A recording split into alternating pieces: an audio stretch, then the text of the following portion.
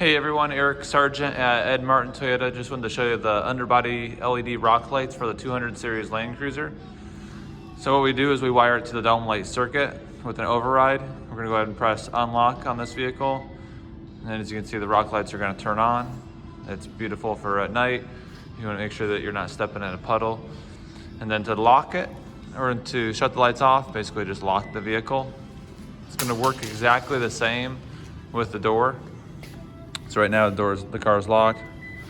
Unlock the vehicle, rock lights will turn on. Lock the vehicle, rock lights will turn off. So what we also do is we will install an override switch. I'll show you how that works. We can either use a blank. In this case, we have it installed in the Switch Pro. Right there.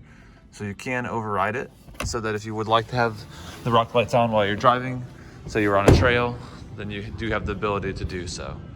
Those are the 6 LED rock lights for the 200 series Land Cruiser.